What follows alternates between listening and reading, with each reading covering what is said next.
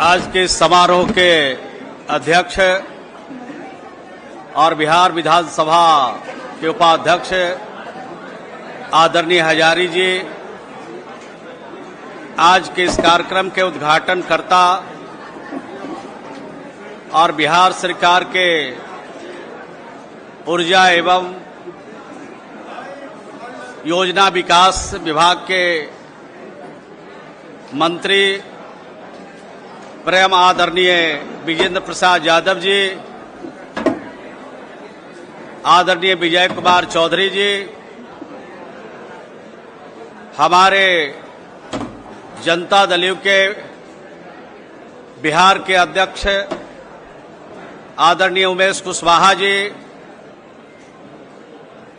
परम आदरणीय मंगनीलाल मंडल जी, मंच पर बैठे सभी सम्मानित नेतागण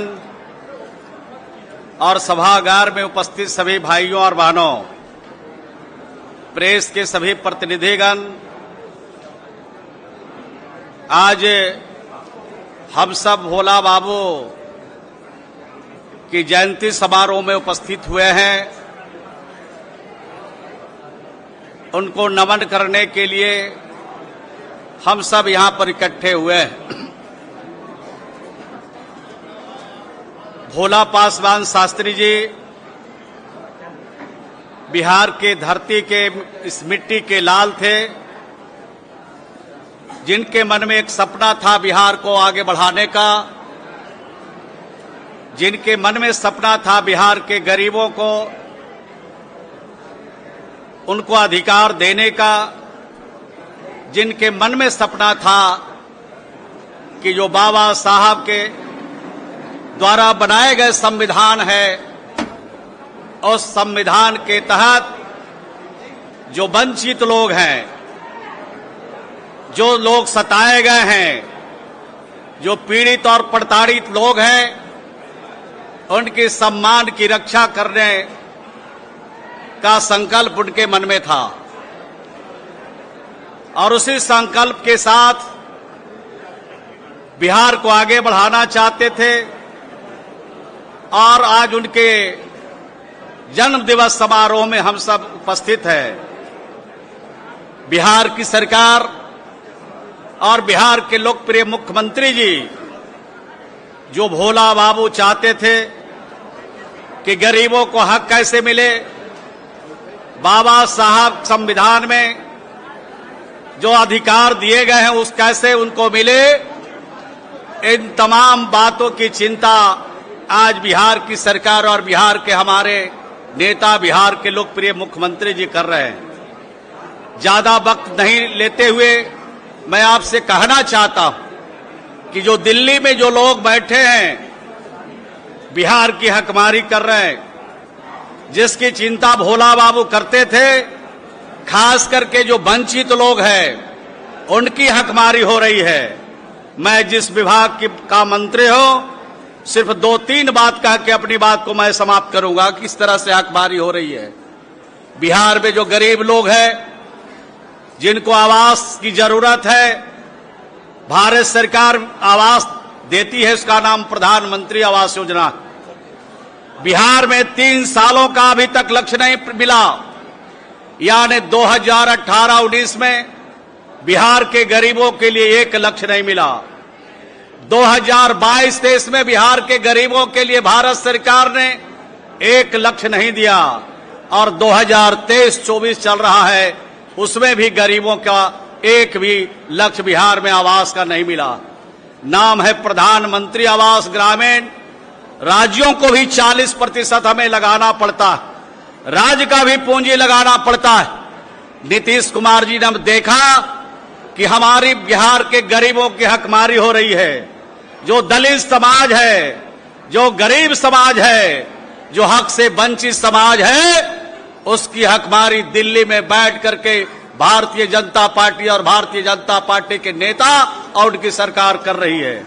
हकमारी जब देखा बिहार के गरीबों के लिए, उन्होंने उनके अंदर कितना दर्द है, कितना सोचते हैं, उन्होंने कहा बिहार के गरीब चिंता मत करो, बिहार में मुख्यमंत्री आवास ग्रामीण भी शुरू कर दिया और कहा भारत सरकार अनदेखी करे तो करे, लेकिन बिहार के गरीबों के अनदेखी बिहार नहीं करेगी। ये फैसला मुख्यमंत्री ने किया। दूसरी योजना भी चलाया उन्होंने, कहा 1 जनवरी 1996 से पहले जो गरीब जिनके घर बने हैं, घर रहने के लायक नहीं है, ये राज्य में गरीब लोगों को जो घर रहने के लायक नहीं है, छत भी छत हो गया, उसको भी बनाने के लिए 1,20,000 रुपया राज्य के खजाने से देने का फैसला किया। ये बिहार से बाहर दूसरे किसी राज्य में नहीं। तो नीतीश कुमार जी की चिंता बिहार के गरीबों के लिए कितनी है, इसी से परिलक्षित होता है। और तीसरी योजना भी शुरू किया उन्होंने, जिसका नाम रखा मुख्यमंत्री वास स्थल वास स्थल क्षतिपूर्ति योजना। और उस योजना में 1 अप्रैल 2010 से पहले जिनके आवास की स्वीकृति मिली और वो आवास पूर्ण नहीं हुआ है, उन गरीबों के लिए भी कहा कि राज्य के खजाने से 50,000 रुपया गरीब को हम घर बनाने के लिए देंगे। ये बिहार से बाहर दूसरे किसी राज्य में नहीं है। तीसरी योजना बिहार के मुख्यमंत्री जी ने शुरू किया कि जिसका नाम आवास सूची में है, गरीब है, लाचार है, रहने के लिए उसके पास जमीन नहीं है, अलंग पर बसा है, आहर में, पैन में, पोखर में बसा है, उसको हटाने के लिए जल जीवन हरियाली योजना के तहत जब काम होता है तो उनको हटाए जाते हैं। उनको 5 डिसमिल जमीन अगर सरकारी जमीन वहां पर मिल जाता है तो देते हैं, और नहीं तो राज्य के खजाने से 60,000 रुपया जमीन खरीदने के लिए भी देते हैं। ये काम बिहार की सरकार कर रही है। बिहार के मुख्यमंत्री जी गरीबों के प्रति कितनी उनकी श्रद्धा है, गरीबों के प्रति कितना दर्द है, गरीबों को देखकर कितनी परेशानी है, इन योजनाओं से आप मूल्यांकन कर सकते हैं। ये बात कहते हुए हमने कहा कि बिहार के अलावे दूसरे किसी राज्य में ये योजना नहीं है। दिल्ली में बैठ करके लंबा लंबा भाषण और लंबा लंबा विज्ञापन 1-1 पेज का आता है कि हम गरीबों की भलाई करना चाहते हैं। दूसरी योजना एक जो मनरेगा है, जिसको भी भारत सरकार कहती है केंद्र प्रायोजित योजना। इसमें कौन लोग काम करते? इसमें गांव के गरीब लोग काम करते, हमारे त्रिस्तरीय पंचायतों के जो प्रतिनिधि है वो काम कराते हैं। गांव के गरीबों को बाहर राज्य से जाना नहीं पड़े, इसके लिए मनरेगा योजना चलाया जा रहा था। मनरेगा योजना में अभी भी मजदूरों को मजदूरी देने के लिए भारत सरकार पैसा नहीं देती है। मजदूरों को मजदूरी देने के लिए भी इनके पास पैसे नहीं है। मटेरियल का 11,000 करोड़ से ज्यादा रुपया आज भी बकाया है भारत सरकार में। और मनरेगा में जो बजट में भारत सरकार ने कटौती किया है, 33% की कटौती किया है। ये दिल्ली से गरीबों का खिदमत करने वाली सरकार, जुमला बाजों की सरकार, असत्य का सहारा लेकर के लोकसभा में जाना चाहते हैं। भाइयों और बहनों, खास करके गरीबों से, नौजवानों से और आज यहां उपस्थित सभी लोगों से मैं अनुरोध करना चाहता हूं कि जिस तरह से 2 बार ठगी का काम करके दिल्ली में आसीन हो गए, अगर आप गरीब लोग अगर ठगी के शिकार होते रहोगे तो आपका जिंदगी संवरने वाला नहीं है, आपके आने वाले भविष्य की भी जिंदगी संवरने वाला नहीं है। 2024 में हम सब लोग, बिहार के लोग, ऐसा जवाब इनको देकर आ रहा कि दिल्ली जाने का जो रास्ता है, बिहार से उत्तर प्रदेश होकर दिल्ली, बिहार में पूरी तरह से 40 में से 40 सफाया करेंगे, जुमलाबाजों को आगे जाने नहीं देंगे। यही कहते हुए हम सब लोग श्री नीतीश कुमार जी के हाथ को मजबूत करें। बिहार में जो उनका मॉडल है पूरे देश में प्रचलित है, इस मॉडल की चर्चा हर जगह हो रही है और ये जो मॉडल है वो दिल्ली के लाल किला तक जरूर पहुंचेगा। यही शुभकामना के साथ अपनी बात को समाप्त करता हूं। भोला बाबू के चरणों में श्रद्धा सुमन अर्पित करते हुए अपनी वाणी को यहीं पर विराम देता हूं। बहुत बहुत धन्यवाद।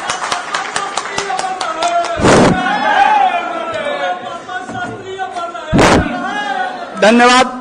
अब हम अगला वक्ता के रूप में नरेंद्र पाठक जी, जो निदेशक बाबू जगजीवन राम शोध संस्थान पटना है, उनको आमंत्रित करते हैं, आए।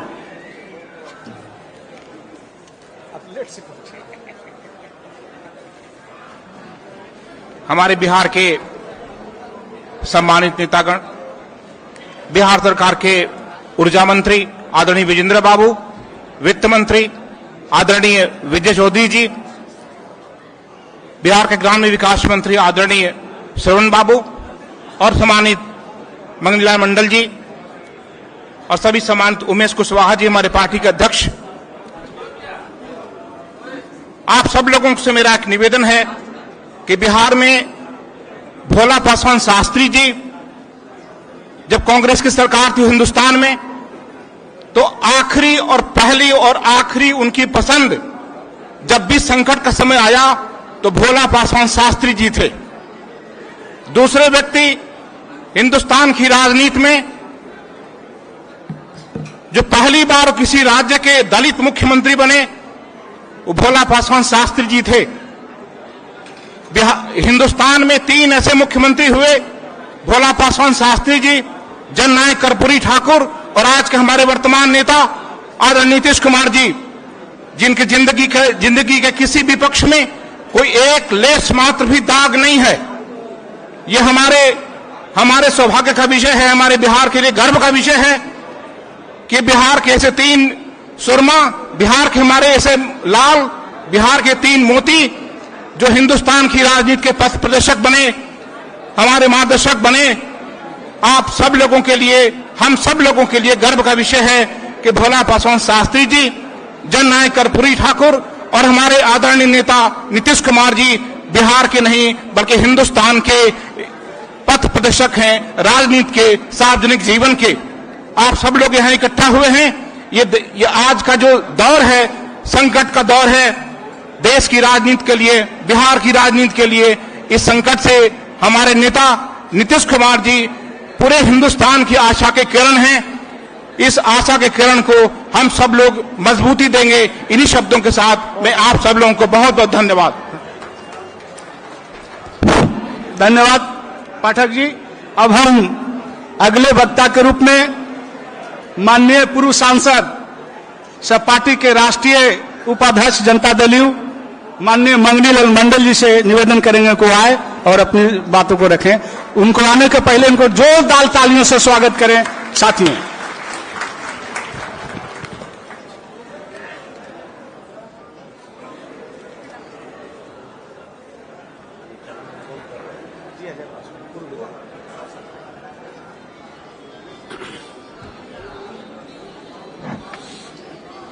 इस समारोह के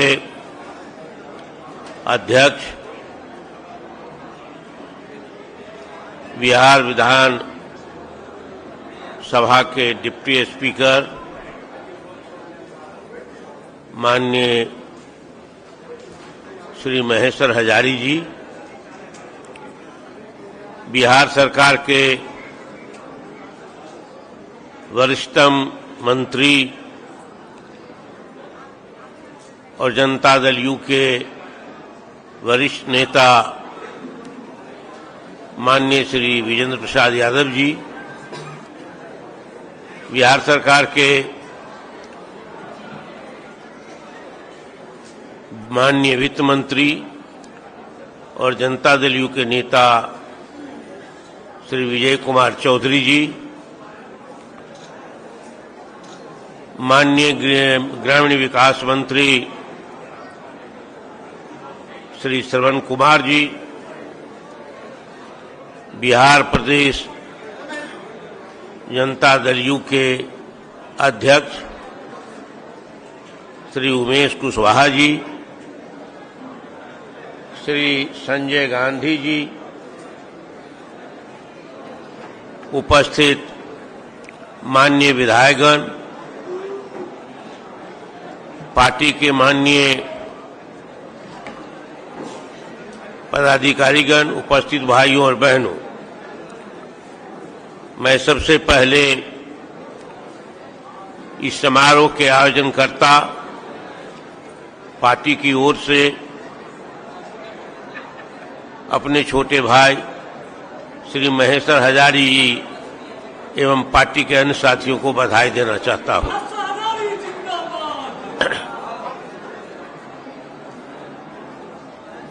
स्वर्गीय भोला पासवान शास्त्री जी बहुत ही निर्धन परिवार में जन्मे थे और कई विशेषताएं उनमें थी जिसके लिए वे जाने जाते थे, आज भी जाने जाते हैं और पहचाने जाते हैं। सादगी, ईमानदारी,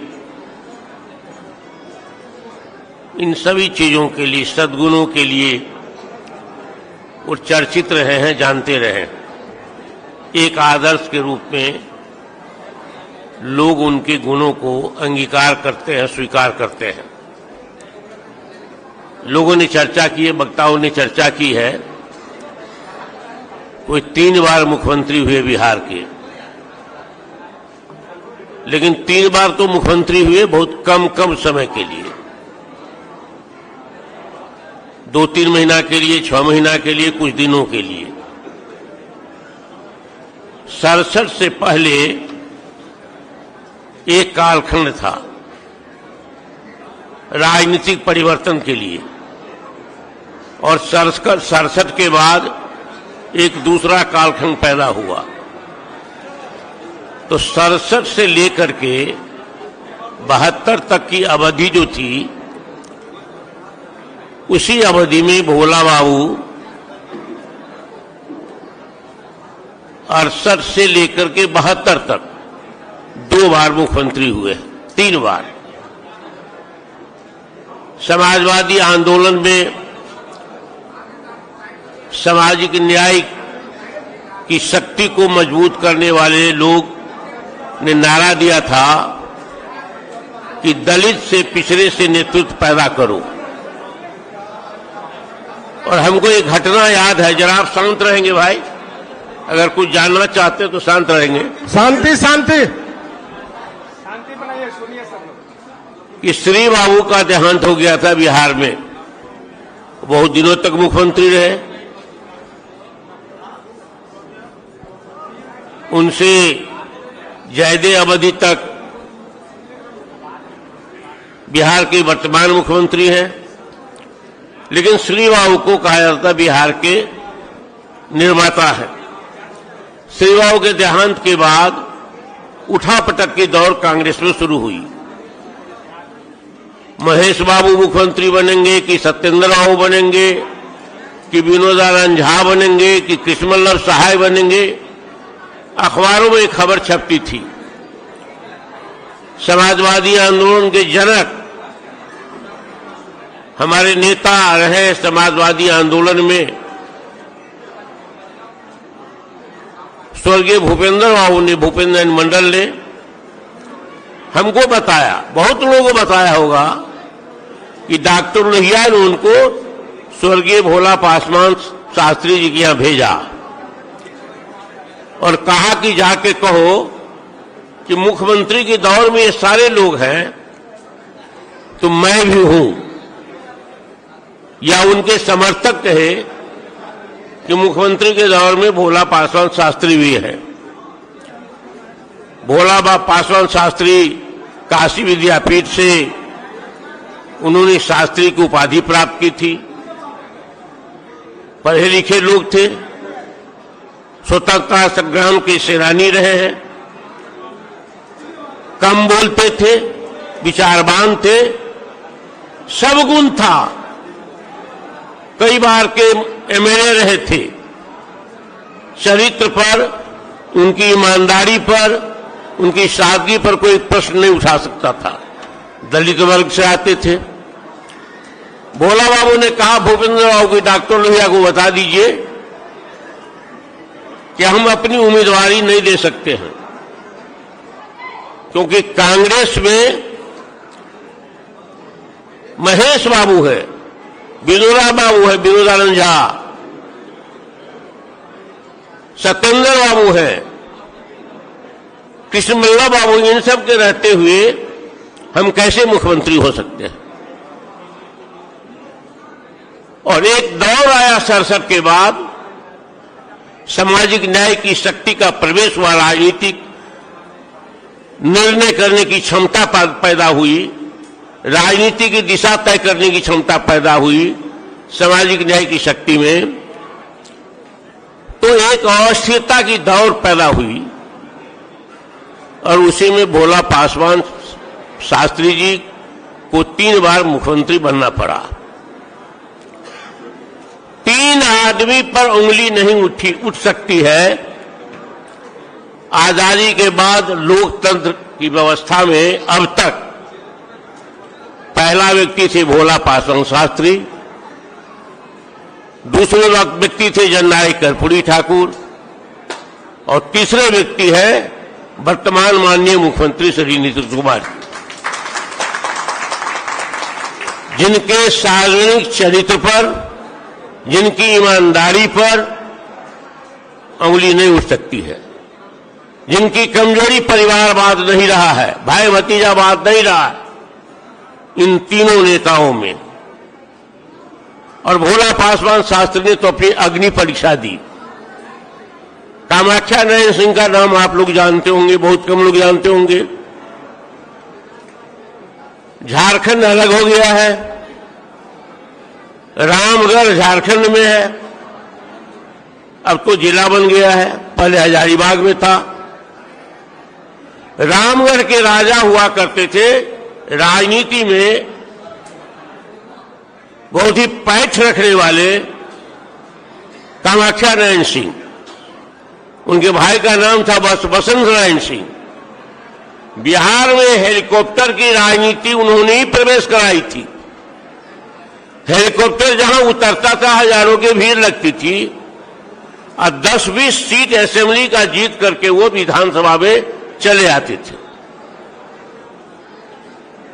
मैंने उठा पटक शब्द का इस्तेमाल किया है। उठा पटक में पार्टी इधर से जाएंगे, दल बदल इधर से जाएगा।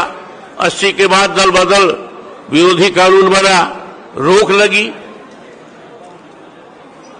भोला पासवान शास्त्री को मुख्यमंत्री तो बनाया गया, लेकिन कामाख्या नारायण सिंह के समर्थन से। और पहले जो कोयला खदान बिहार में हुआ करता था, झारखंड में कोयला का हो, अभ्रक का हो, तांबा का हो, कहीं कहीं सोना का भी हो, ये कुछ खदान के मालिक कामाख्या बाबू भी थे और निजी क्षेत्र में खदान था। बाद में राष्ट्रीयकरण हुआ तो रॉयल्टी देनी पड़ती थी सरकार को टैक्स के रूप में। बहुत रॉयल्टी कामाख्या नारायण सिंह में बकाया था। जब मुख्यमंत्री बन गए भोला बाबू, तो कामाख्या नारायण सिंह ने कहा कि हम तब तक सभी सरकार का समर्थन कंटिन्यू रख सकते हैं जब हमारी रॉयल्टी आप माफ कर दीजिए। भोला पासवान शास्त्री ने कहा कि मैं बिहार की जनता के खिलाफ जनहित में नहीं जा सकता हूं।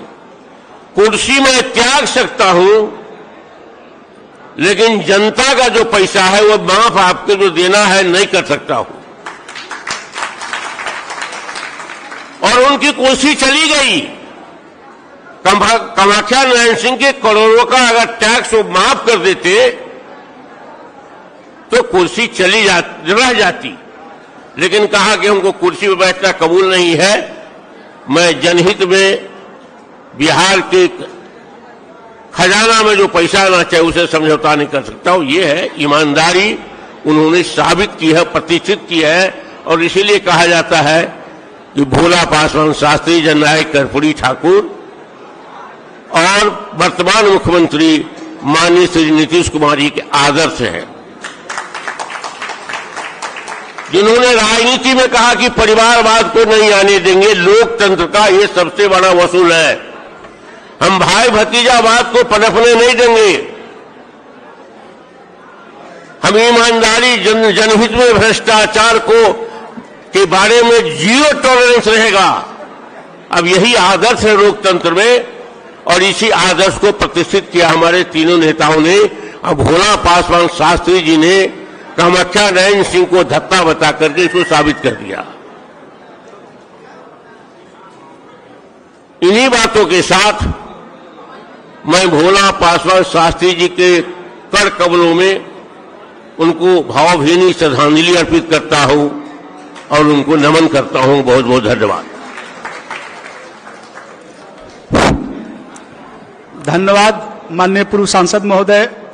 और अब हम जिनको बुलाने जा रहे हैं आपके बीच, बिहार के नौजवानों के दिल के धड़कन और पार्टी के प्रदेश अध्यक्ष माननीय उमेश कुशवाहा जी, जोरदार तालियों से इनका स्वागत करें। उमेश कुशवाहा।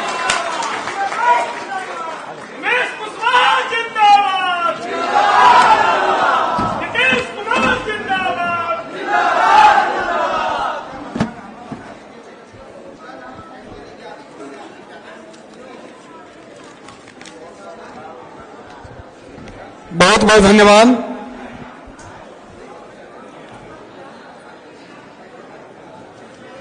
आज के समारोह की अध्यक्षता कर रहे हैं विधानसभा में उपाध्यक्ष माननीय महेश्वर हजारी जी। इस कार्यक्रम की संचालन कर रहे हैं पूर्व विधायक अजय पासवान जी। और इस कार्यक्रम की मुख्य अतिथि उद्घाटनकर्ता बिहार सरकार के माननीय मंत्री और पार्टी के पूर्व प्रदेश अध्यक्ष विजेंद्र प्रसाद यादव जी, पार्टी के पूर्व प्रदेश अध्यक्ष माननीय मंत्री विजय चौधरी जी और पार्टी के राष्ट्रीय उपाध्यक्ष माननीय पूर्व सांसद मंगनीलाल मंडल जी, माननीय मंत्री श्रवण कुमार जी, माननीय विधायक अमर भूषण हजारी जी, माननीय पूर्व विधायक रेणु पासवान जी, पार्टी के दलित प्रकोष्ठ के पूर्व अध्यक्ष रामनाथ रमन जी और पूर्व अध्यक्ष शत्रुघ्न पासवान जी, नूतन पासवान जी, पार्टी के महासचिव राम प्रवेश पासवान जी, मंचासीन नेतागण, आप उपस्थित इस हॉल में उपस्थित सभी साथीगण, मैं सबसे पहले बिहार के पूर्व मुख्यमंत्री, केंद्र के पूर्व मंत्री, महान स्वतंत्रता सेनानी, दलितों, शोषितों, वंचितों के लिए संघर्ष, हमेशा आजीवन संघर्ष करने वाले भोला पासवान शास्त्री जी के जयंती के अवसर पर उनके चरणों में श्रद्धा सुमन अर्पित करता हूं।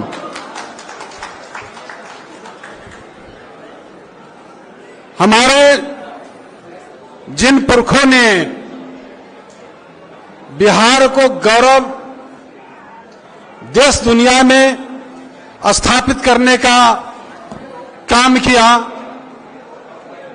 उनमें नाम लिया जाए, सदैव श्रद्धा के साथ जो नाम लिया जाएगा उसमें भोला पासवान शास्त्री जी का नाम श्रद्धा से लोग लेंगे। साथियों, आज उनके चाहने वाले, उनके मानने वाले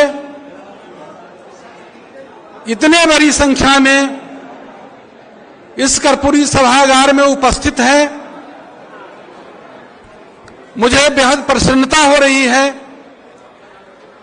मुझे यह विश्वास आज हो रहा है कि महापुरुष जो है, शास्त्री जी जैसे महापुरुष कभी मरते नहीं हैं, जुगों जुग तक के उनका नाम और उनका काम जो है जिंदा रहता है, जीवित रहते। शास्त्री जी कई बार बिहार के मंत्री रहे, कई बार केंद्र में मंत्री रहे, कई बार बिहार में मुख्यमंत्री रहे, 3 बार मुख्यमंत्री रहे, लेकिन उनके मृत्यु के बाद उनके खाते में श्राद्ध कार्यक्रम करने के लिए न उनके खाते में पैसा था, न उनके परिजन के पास पैसा था, जो आज के पीढ़ी को यह यकीन नहीं हो सकता। लेकिन जब उनकी चर्चाएं होती है ईमानदारी की, सादगी की, तो वो पेड़ के नीचे अधिकारी के साथ भी बैठकर वही एक वैसे पुरुष थे, महान महामानव, जो कि मीटिंग करते थे अधिकारी के साथ पेड़ के नीचे बैठकर, दूसरे में कोई ताकत नहीं हो सकती थी। उनकी साथियों कहा करते थे कि देश का जो है प्रतिष्ठा तभी होगा जब राज का प्रतिष्ठा होगा, और राज का प्रतिष्ठा तभी होगा जब जिला का प्रतिष्ठा होगा, और जिला का प्रतिष्ठा तभी होगा जब प्रखंड का प्रतिष्ठा होगा, और प्रखंड का प्रतिष्ठा तभी होगा जब पंचायत का प्रतिष्ठा होगा, और पंचायत का प्रतिष्ठा तभी होगा जब गांव और मोहल्ला का प्रतिष्ठा होगा। उनका कहने का तात्पर्य यह था कि जो सबसे निचले पायदान पर जो व्यक्ति है समाज का, उनका जब तक विकास नहीं तब तक के देश का विकास नहीं होगा। आज जिसकी सपना भोला पासवान शास्त्री जी देखा करते थे, जो समाज के अंतिम पायदान पर जो व्यक्ति हैं, उनकी सपना को आकार देने का काम हम सबों के नेता माननीय मुख्यमंत्री नीतीश कुमार जी ने आज करने का काम किया। आज बिहार में 500 से अधिक योजनाएं चल रही हैं।